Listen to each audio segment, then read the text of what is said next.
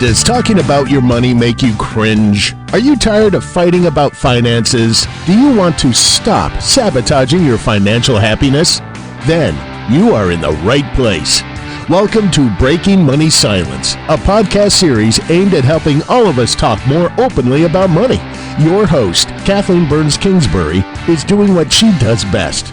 As a young girl, she was scolded for talking too much to her neighbors in class. After years of trying to be quiet, she discovered that speaking up about taboo topics is her strength. International speaker, author, and founder of KBK Wealth Connection, Kathleen understands money and our relationship with it. She is a wealth psychology expert who has helped thousands of advisors and clients communicate more effectively about money. Now, listen to Kathleen as she assists today's guest in busting their favorite money myth wide open.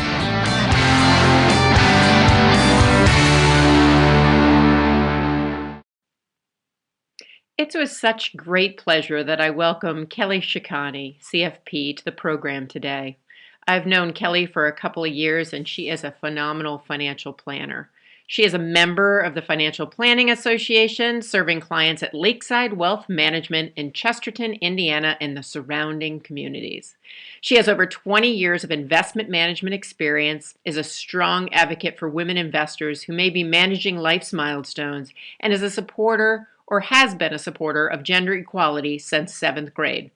Kelly volunteers on the CFP Boards Pilot program, Each One Reach 3. She mentors women financial advisors and hosts a quarterly gathering for clients to enhance financial confidence and engagement. Please welcome Kelly Shikany to the show. Thanks. I'm really looking forward to having this conversation with you too. Yeah, so you have a really interesting myth. I'm going to just throw it out there and then have you explain it to people who are listening. So your money myth today is planning is unnecessary because you only live once. So tell me, Kelly, kind of what motivated you to pick that myth?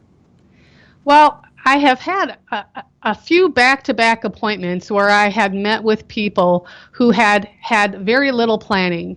And it got to the point where I was getting pretty frustrated with these outcomes. And it seemed like I just wasn't getting traction with people because they had this sense where, you know what, it's okay. You know, I'd had this great life and things had been going along really well and it just really wasn't necessary. And there's this feeling when you leave an appointment with somebody and you know that things aren't going to be going so well for them, that's very frustrating. And it just happened to be 2 appointments on a Friday and I had felt so awful after them. And it doesn't normally happen that you have 2 like this. But so it just was that moment that I had a meeting with you and I knew this was going to be my myth. Excellent. Well, I'm sorry that you had a frustrating Friday afternoon, but tell me a little bit before we get into the myth. As an advisor, what makes it frustrating for you when someone buys into the idea that planning is unnecessary? Well, because I know the opposite side to this is there's so much that can come from being able to see them happy and being able to live a life when you do plan. You have so many more choices at your fingertips in your retirement to live this wonderful life of dignity, of being able to do the things that you and your spouse really want to do if you've taken some time prior to the year before retirement or in retirement so that you can maybe spend time with grandchildren. Maybe it's retirement, traveling, maybe it's leaving a legacy. But if you come to me a year before retirement and ask me, how am I supposed to live on this? It is really very difficult for me to help you do much with that. And that's where it's hard for me as a planner when I'm unable to help. And that was the difficulty that I had that Friday. So it's really that frustration of, boy, I really want to help this person or this couple, and it's they've come to me too late. And the belief that one or both of them maybe had was that planning isn't that necessary, but then all of a sudden they're in your office thinking, oh, maybe that wasn't a good idea to buy into that myth.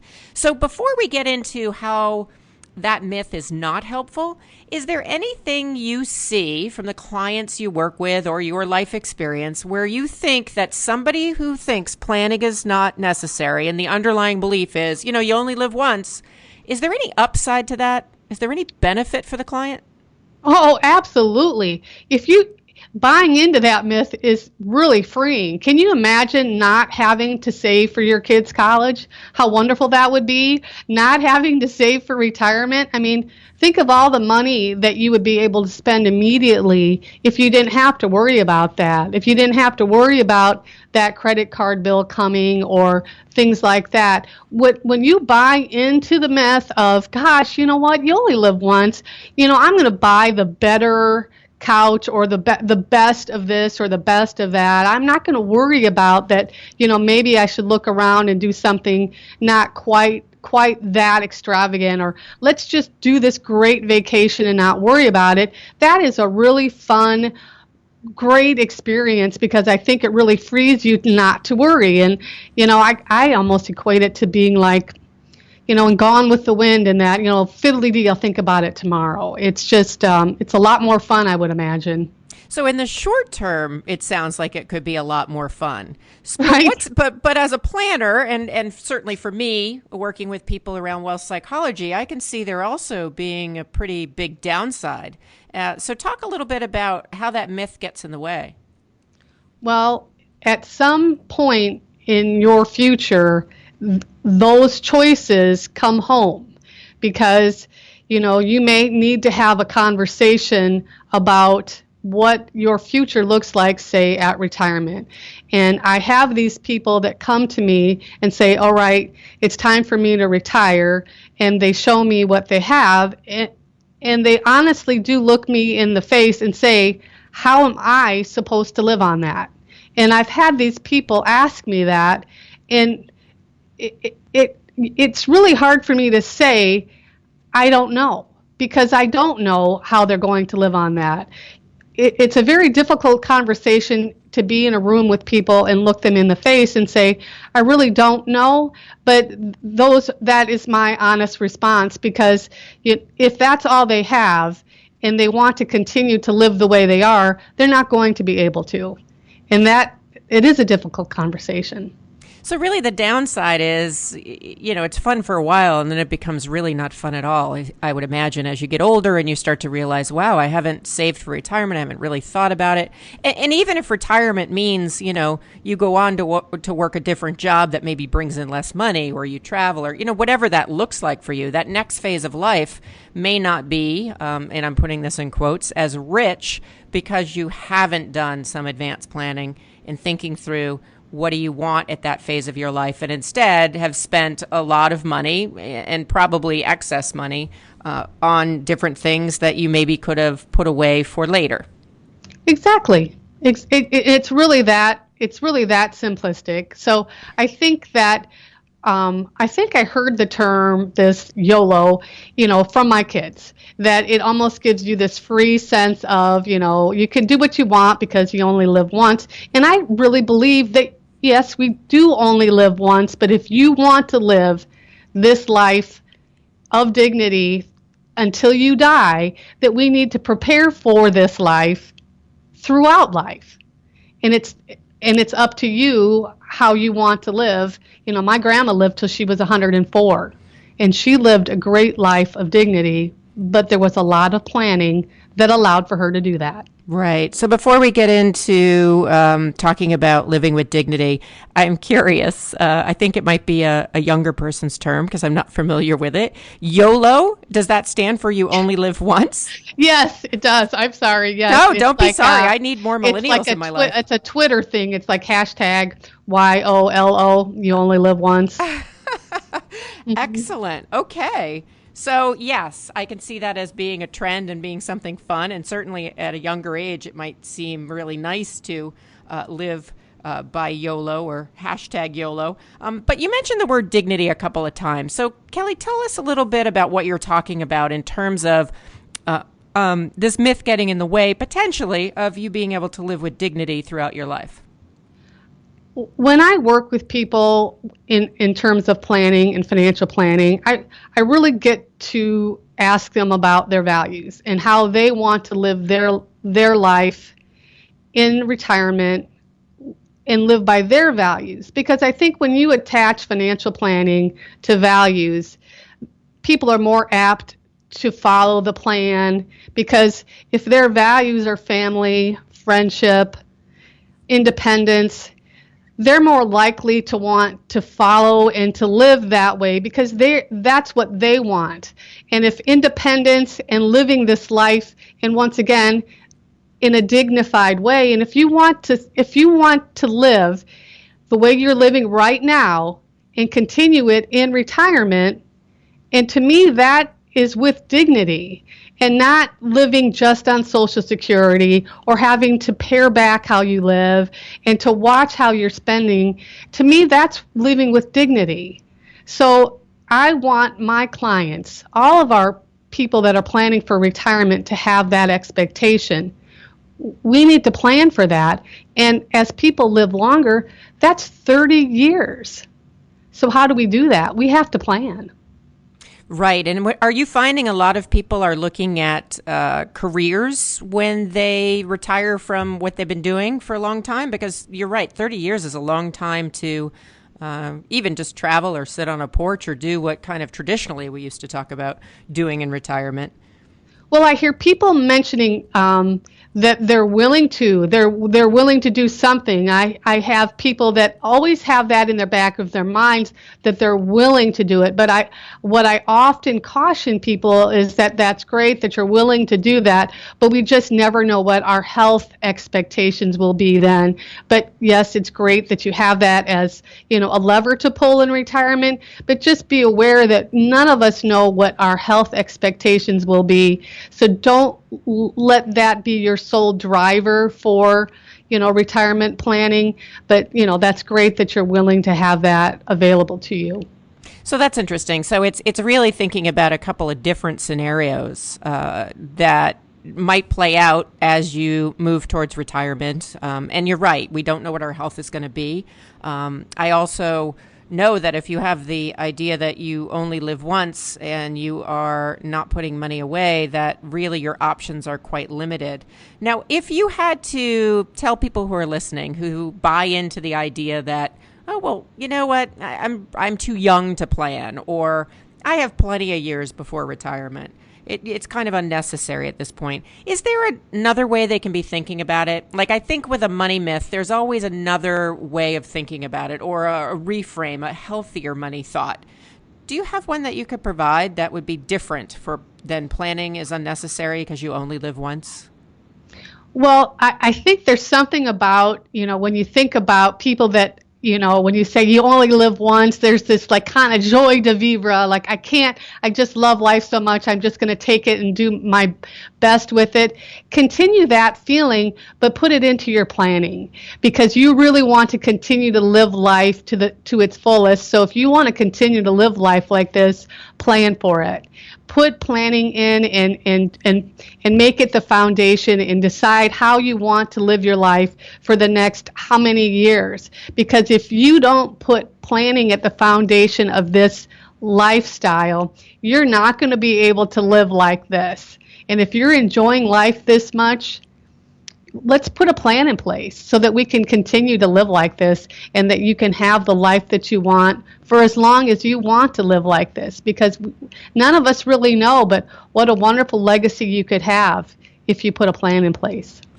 What's so interesting about that is it's really just changing one word and saying planning is necessary because you only live once. Right. I love Absolutely. that. It's so simple. Now, I know you work a lot with women in transition. So women who are transitioning into retirement, and when you're working with them around planning, and planning is necessary, and working with them around their values, what are some of the things that you do to help them out? Because I know this is an area of passion for you. Well, one of the things that Lakeside has decided to offer here are these quarterly women's circles. And what we do is we offer women the opportunity to get together and talk quarterly, like I said, and talk about money in a setting that's just for them so that they can learn about their feelings and their values around money. And we have different topics. Some of the things we talk about are navigating difficult conversations, maybe life's transitions, lessons learned from mom, just different conversations that we have so that they get comfortable talking about money, so that when they have their meetings with their financial advisors, that they have a little bit of a firmer spine to ask questions, to feel more empowered around money. And we have found that women just feel more comfortable learning from women and talking about money with other women, and it's been very successful here. Our next one is May 23rd, and it's going to be around lessons learned from mom. I love that. Lessons learned from mom. That could be a whole nother podcast we could get into. Yeah. That's really great. For people who are interested in that, they can go to the lakesidewealth.com website and find out some information about that. But to get back to our myth that we're busting, what advice would you give listeners who currently buy into this myth? And the second part of that is, what happens if you don't buy into this myth, but your partner does? So it's a two-part question. Like, what can people do to break through this myth? And then what can they do if they have a partner who's really you only live once, let's spend now kind of person? I think having the initial conversation about values and finding out what you value and what your spouse values, if there's a spouse involved, and identifying that. Do the values, once again, does it go back to family, friendship, legacies, and then say that because even if it's a person that is, you only live once person, and you're the person more grounded in wanting to have a plan, if you can come together and meet in the middle about that and say, I want to share your joy about living like this, but I also feel that we can come together as a team and develop this plan so that we can meet and do this together so that we can continue no matter what to live a life like this. And I believe that it would be much more successful, just like planning a vacation. Sometimes your vacation goes as scheduled, sometimes it gets off track, but it's always nice to have some sort of a framework. So if one part of the trip gets canceled, you can take another trip, and it just always works better with a plan. I love that analogy of the vacation. I also like the way you kind of framed that in terms of complimenting the person who has the belief that you only live once and maybe a little bit more, live for today, by saying that that's a strength, but at the same time, having a plan around that can just even make that strength stronger, as opposed to what a lot of partners will do when it comes to talking to their spouse or their significant other about money, is kind of say, well, what you believe is wrong. And so you're encouraging the person to actually kind of make a bridge and say, no, what you're saying is great, and let's have a plan. And so in saying that, Kelly, and I know about values because of the work that I do, but what's a conversation starter, or how do you encourage clients or people out there to start to talk about values? Because, given my background, I probably could just jump right in and have that conversation. But are there any questions or any activities that people can do to start to identify what their values are? Well, I read a lot, but one of the books that I read recently asked a simple question that you pose to your partner is, what is important about money to you? And they may respond, independence. Well, what is important about independence to you? Well, I can be on my own. I have, like dignity. Well, what's important about dignity? You just keep going deeper and deeper until you get to the point where you feel like you've gotten to where you know what is most important to them about money. Because I think once you get to that level, you are on the same. Their value and your value may not be the same. So if their value is independence, your value is family, you find out what's most important to the two of you about money, and then you build the plan around that. They may not want to be a burden to their family, so you find that out. You may want to be able to spend time, on grandchildren, so now you know that. So you build your plan around being able to do these types of goals. So I think you find out more about people when you find out what they value about the money. And then you go from there. What I love about that question and what you're saying is the idea of drilling down. That often we ask a question, we get an answer, we move on. But in this technique, you're really asking a question, then asking a clarifying question, and further and further and further. It's almost like you're kind of mining for gold. You're digging through the sand to get to that underlying nugget. And my guess is when people work with you, Kelly, they're able to really have you kind of facilitate that process, which I see as an advantage of working with a financial planner.